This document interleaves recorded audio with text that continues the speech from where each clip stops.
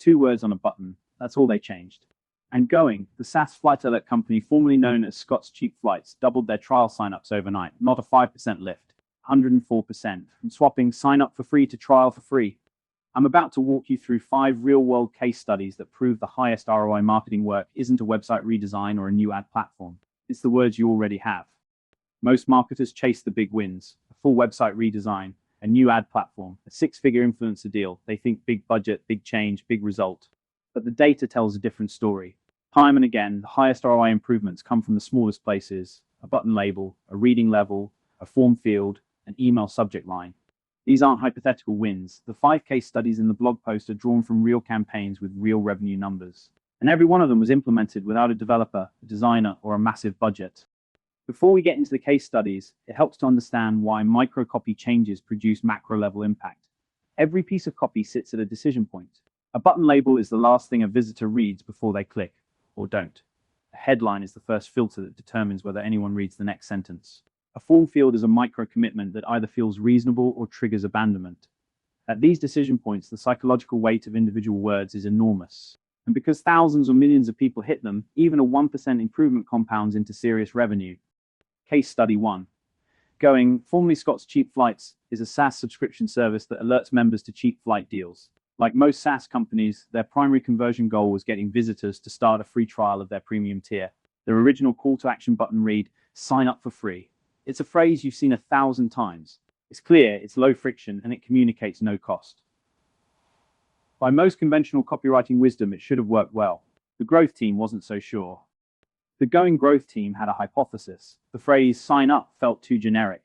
It could mean signing up for a newsletter, a waitlist, or anything else in between. It didn't communicate the specific value of what the user was about to receive. So they tested a single word change. They swapped the button label from sign up for free to trial for free.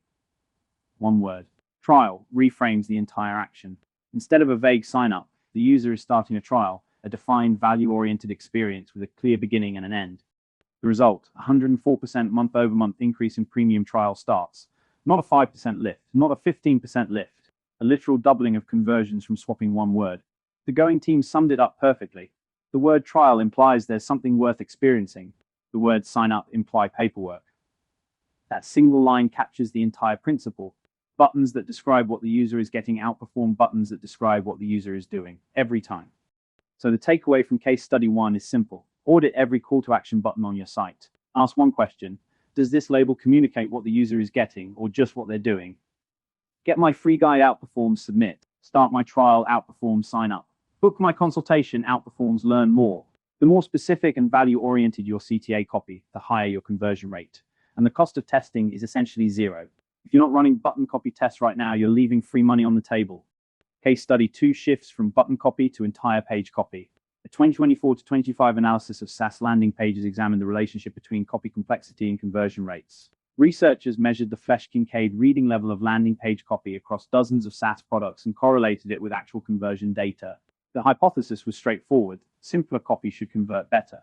Almost everyone in marketing would nod along with that. But the magnitude of the difference, that part was genuinely surprising. Here are the numbers. Pages written at a 5th to 7th grade reading level converted at more than double the rate of pages written at a college reading level. And this held true across both B2B and B2C SaaS products. The same pattern, the same multiplier. The takeaway is uncomfortable for anyone who writes dense, jargon-heavy copy to sound smart. Your readers are not impressed by your vocabulary. They are scanning your page with 1 thumb, deciding in seconds whether to keep reading or bounce.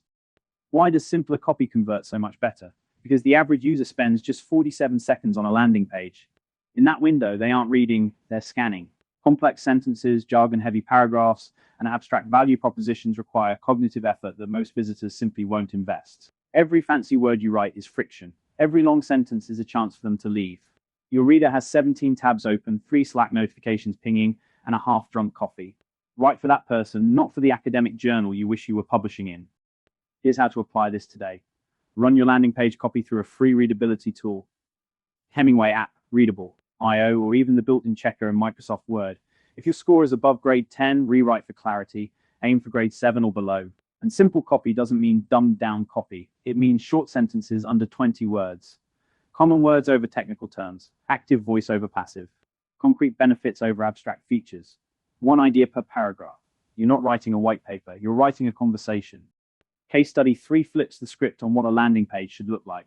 Indochino sells made-to-measure suits, a considered purchase that costs over $400 and requires trust, education, and a degree of aspiration. The challenge: how do you sell that kind of product through a single landing page? The conventional approach would be a product page with specs, sizing charts, pricing, and a buy now button. Indochino took a fundamentally different path, and the results were extraordinary. Indochino built editorial-style landing pages that blended storytelling, lifestyle content, and product information. Instead of leading with price and features, the pages open with the experience. What it feels like to wear a suit that fits perfectly, the craftsmanship behind the product, the occasions it's made for. The pages educated and inspired before they sold. They built desire through narrative rather than through a feature list. This is the advertorial model applied directly to e-commerce, and it works because considered purchases need emotional justification, not just specs. The result was a 17.4% conversion rate on a $400 plus suit. That number is not a typo. Most e-commerce landing pages convert somewhere between 1 and 3%. Indochino hit nearly 20% by treating the landing page like a magazine article instead of a product catalog. The lesson is bigger than suits. If you're selling anything that requires thought, trust, or a meaningful commitment, your landing page needs to do more than list features. It needs to tell a story the reader can see themselves inside. Case study 4 moves to email. The blog post breaks down a cold email experiment where small subject line and opening line changes produce dramatic lifts in reply rates. I won't spoil every detail here, but the principle is identical to the going button test. Cold prospects decide whether to open, then whether to reply in a fraction of a second. The word choices at the top of your email carry the entire weight of the conversation. Generic opener, generic results. Specific, value-oriented opener, real replies. The pattern is the same in every channel. Case study 5 covers form optimization, and this is one most people overlook. Every form field you add to a checkout flow, lead capture page, or sign-up form is a micro-commitment you are asking the visitor to make. Each additional field increases the chance they bounce. The 5th case study shows how removing or rewording specific fields, even the placeholder text inside a field, produce double-digit conversion lifts. Forms are copy, labels are copy, placeholder text is copy. The same audit principles apply. So what's the common thread across all 5 case studies?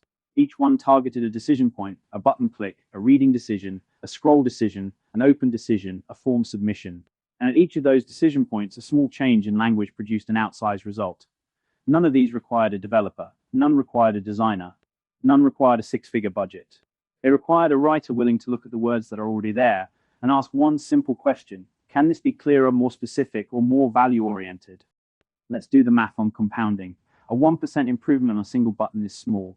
A 1% improvement on every CTA, every headline, every form field, every email subject line across your entire funnel, that adds up. If you improve 5 conversion points by 20% each, your total funnel conversion roughly doubles. The blog post breaks this down with examples, but the takeaway is clear: micro wins stack. You don't need a single home run. You need 20 singles, and every word on your site is an opportunity to take one.